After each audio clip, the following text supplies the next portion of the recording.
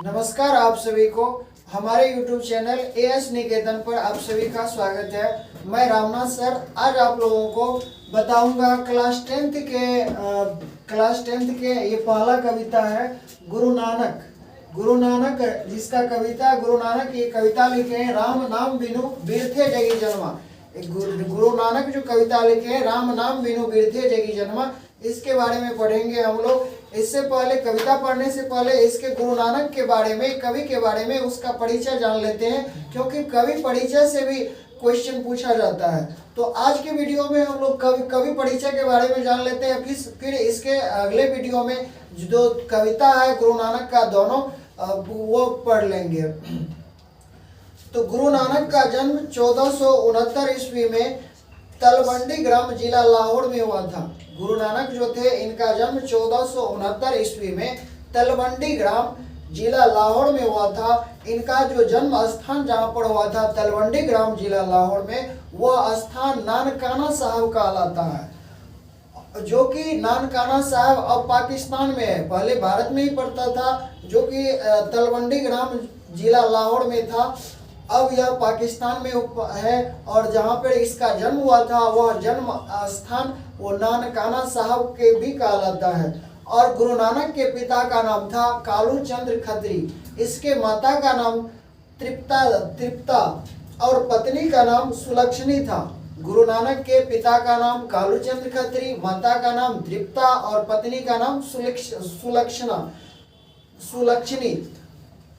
और गुरु नानक जो है, गुरु नानक को इनके पिता व्यवसाय में लगाते थे, इसको जो है बिजनेसमैन बनाना चाहते थे इनके गुरु नानक के पिता। एक ऐसा माना जाता है, ऐसा है कि गुरु नानक के पिता ने इसको गुरु नानक को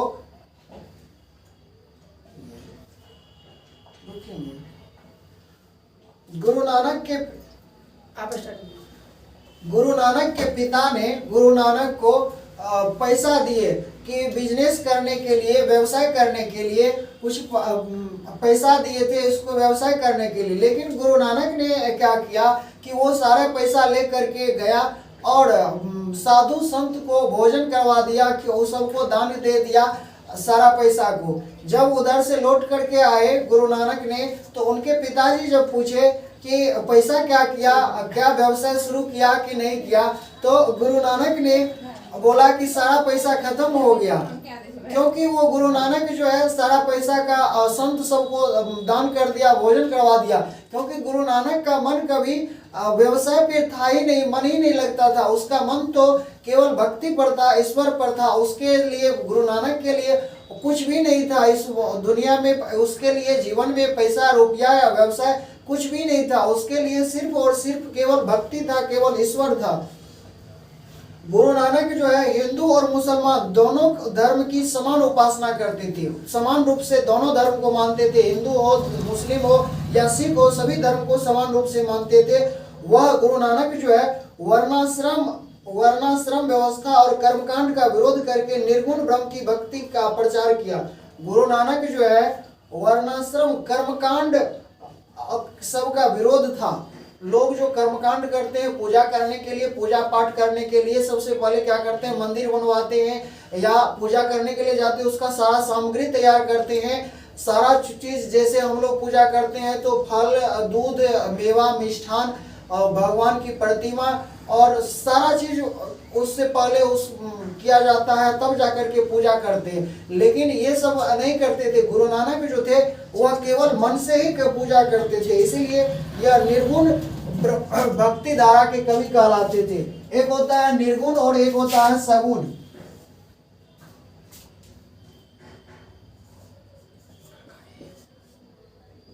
ये गुरु नानक जो है निर्गुण भक्ति धारा के कवि थे। क्वेश्चन पूछा जाता है गुरु नानक किस भक्ति धारा के कवि हैं, तो गुरु नानक निर्गुण भक्ति धारा के कवि है। निर्गुण भक्ति धारा वो होता है जो ईश्वर की पूजा, भगवान की पूजा केवल और केवल मन से करता है। उसके लिए, पूजा करने के लिए उसको न तो कोई चीज फल फूल या की प्रसादी या कि दूध या जो भी चीज, उसके लिए भगवान की प्रतिमा तक का भी जरूरत नहीं पड़ता है उसको पूजा करने के लिए। केवल और केवल मन से साधना के द्वारा किया जाता है, उसका पूजा केवल और केवल मन से जो ईश्वर की पूजा करते हैं, उसके लिए बाहरी वस्तुओं का, कोई भी वस्तुओं का जरूरत ना हो, तो वैसे जो पूजा करते हैं, भक्ति करते हैं, उसको निर्गुण भक्ति कहते हैं।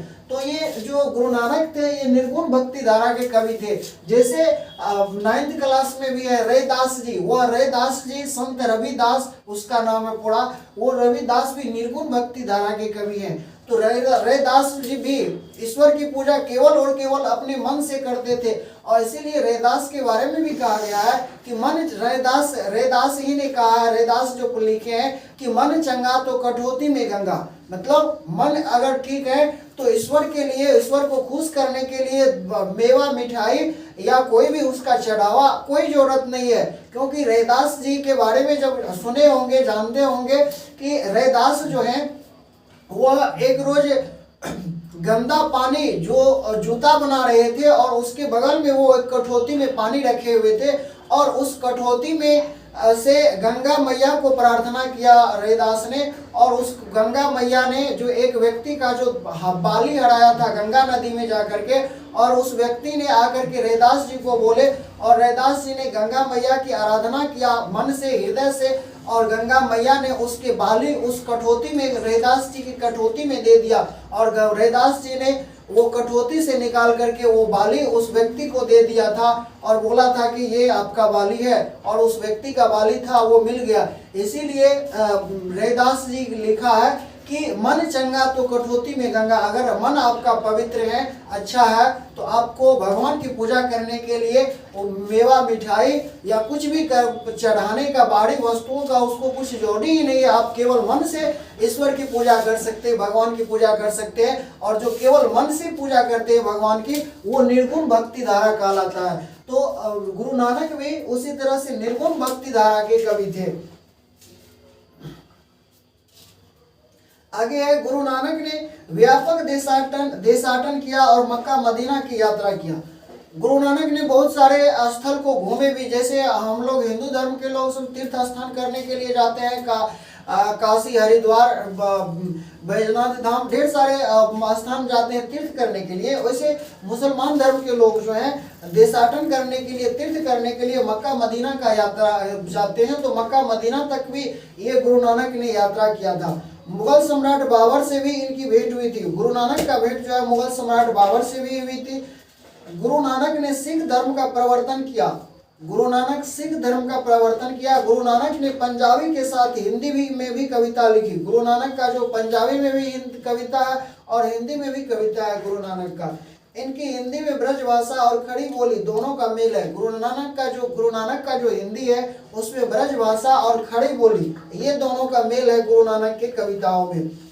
इनके भक्ति और विनय के पद बहुत ही मार्मिक है। इसका जो भक्ति है बहुत ही अच्छा तरह से ये भगवान की भक्ति करते थे, बहुत मार्मिक है, बहुत ही अच्छा है।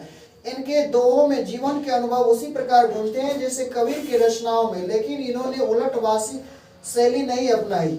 गुरु नानक का जो कविता है, जिस तरह से कबीर का ढेर सारे कविता है, दोहा है और अच्छा अच्छा दोहा है, तो उसी तरह से गुरु नानक का भी बहुत अच्छा बढ़िया कविता है, उसका दोहा है। लेकिन जो कबीर जो थे वो कभी कभी एक दूसरे धर्म को ये कर देते थे कि जैसे ये मुसलमान धर्म का वो विरोधी थे तो मुसलमान धर्म के बारे में कुछ विरोधी वाला दोहा सब भी लिख देते थे। लेकिन गुरु नानक का ऐसा नहीं है। गुरु नानक जो है दोनों किसी भी धर्म को, सभी धर्म को समान रूप से मानते थे, सभी धर्म को समान रूप से देखते थे गुरु नानक। इनके उपदेशों के अंतर्गत गुरु की मानता, संसार की क्षण भंगुरता, ब्रह्म की सर्वशक्तिमानता, नाम जप की महिमा, ईश्वर की सर्वव्यापकता आदि बातें मिलते हैं। गुरु नानक का कहना था कि गुरु की महानता के बारे में गुरु नानक ने बताते थे कि गुरु मतलब ईश्वर, वो ईश्वर ही सब कुछ है। संसार में ईश्वर के बिना कुछ भी नहीं है। सारा संसार क्षण भंगुर है, मतलब कोई भी किसी समय किसी का मृत्यु हो सकता है, कुछ भी हो सकता है। मतलब यह संसार ईश्वर के बिना कुछ भी नहीं है, यह क्षण भंगुर है यह संसार। ऐसा गुरु नानक का मानना था। गुरु नानक बताते थे और बताते थे कि ईश्वर सर्वव्यापकता है, मतलब ईश्वर सभी जगह व्याप्त है। जहाँ खोजिए आप ईश्वर को, सच्चे मन से, सच्चे हृदय से खोजिए, ईश्वर आपको वहां मिलेगा। ऐसा गुरु नानक का कहना था। तो इनकी रचनाओं का संग्रह सिखों के 5वें गुरु अर्जुन देव ने सन 1604 ईस्वी में किया, जो गुरु ग्रंथ साहिब के नाम से प्रसिद्ध हुआ। गुरु नानक जो ढेर सारे रचना किए थे, लिखे थे, और उस रचना को जो है एक जगह करने का, संग्रह करने का काम गुरु अर्जुन देव ने किया। सिखों के 5वें गुरु अर्जुन देव ने किया था। गुरु नानक जो बहुत सारे रचना को लिखे थे, तो उस रचना को एक जगह एकत्रित करने का कार्य जो सिखों के 5वें गुरु थे, गुरु अर्जुन देव, तो गुरु अर्जुन देव ने किया था 1604 ईस्वी में। तो पूछेगा गुरु नानक के जो रचना है उसका संग्रह किसने किया था? तो सिखों के 5वें गुरु अर्जुन देव ने कब किया था? 1604 ईस्वी में, जो गुरु ग्रंथ साहिब के नाम से प्रसिद्ध हुआ। वो जो रचना का एक जगह किया, उस रचना का नाम पड़ा गुरु ग्रंथ साहिब। गुरु नानक की रचना है जपूजी, आशा दीवार, रहीरास और सोहिला। गुरु नानक की 4 रचना है जो गुरु नानक ने जो लिखा है, इस किताब में दिया है जपूजी, आशा दीवार, रहीरास और सोहिला। तो क्वेश्चन में पूछेगा कि सोहिला किसकी रचना है? तो गुरु नानक का। पूछेगा आशा दीवार किसकी रचना है? गुरु नानक का। रहीरास या सोहिला पूछेगा, तो ये चारों आपको याद रखना है कि ये चारों रचना जो है जपूजी, आशा दीवार और रहीरास, ये चारों रचना गुरु नानक का है।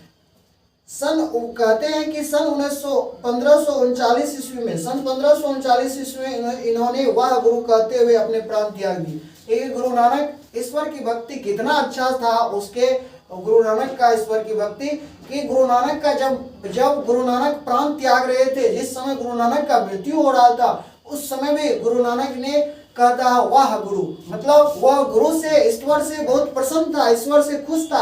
इसीलिए गुरु नानक ने मरते समय भी कहा वाह गुरु, मतलब क्या आप हैं, क्या आप मेरे गुरु हैं, मतलब ईश्वर है। निर्गुण निराकार ईश्वर की उपासना, गुरु नानक हिंदी की निर्गुण भक्ति धारा के एक प्रमुख कवि है। गुरु नानक आपको पहले बताया कि एक निर्गुण भक्ति धारा के एक प्रमुख कवि है।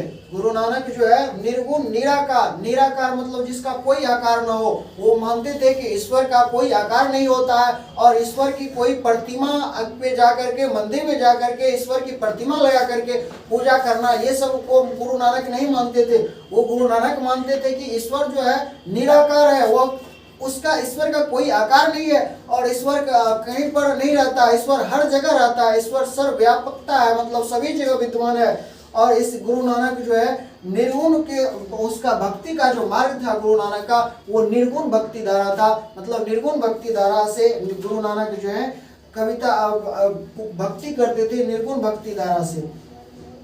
तो ये था गुरु नानक के बारे में, गुरु नानक का परिचय।